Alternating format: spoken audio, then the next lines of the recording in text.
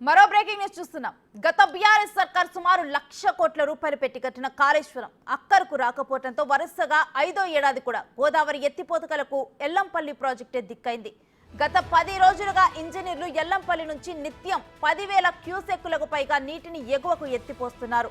ఈ క్రమంలో ఇప్పటికే సిరిసిల్ల జిల్లాలోని మిడ్మానేరు జలకళ సంతరించుకోగా అక్కడి నుంచి సిద్దిపేట జిల్లాలోని రంగనాయక సాగర్ రిజర్వాయర్ కు నీటి లిఫ్టింగ్ ప్రారంభించారు. త్వరలోనే మల్లన్న సాగర్ కు తరలించే ఏర్పాట్లు చేస్తూ ఉండగా సిద్దిపేట జిల్లా రైతులు హర్షం వ్యక్తం చేస్తున్నారు.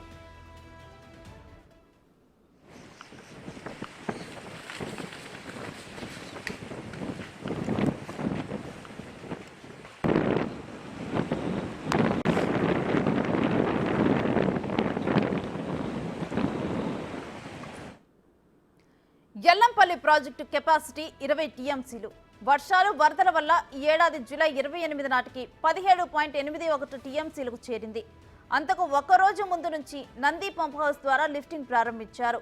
రోజుకు సగటున 10,000 క్యూసెక్ల చొప్పున నీటిని నంది మేడారం గాయత్రి పంప్ హౌస్ మీదుగా శ్రీ రాజరాజేశ్వర మిడ్మానేర్ ప్రాజెక్టుకు తరలిస్తున్నారు.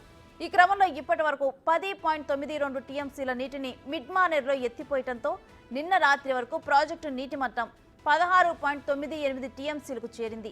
దీంతో 2 రోజులుగా 6,400 క్యూసెక్కుల నీటిని మిడ్మానేర్ నుంచి సిద్దిపేట జిల్లా ఇల్లంతకుంట మండలంలోని అన్నపూర్ణ రిజర్వాయర్ కు నిన్నటి నుంచి రంగనాయక సాగర్ రిజర్వాయర్లోకి లిఫ్ట్ చేస్తున్నారు.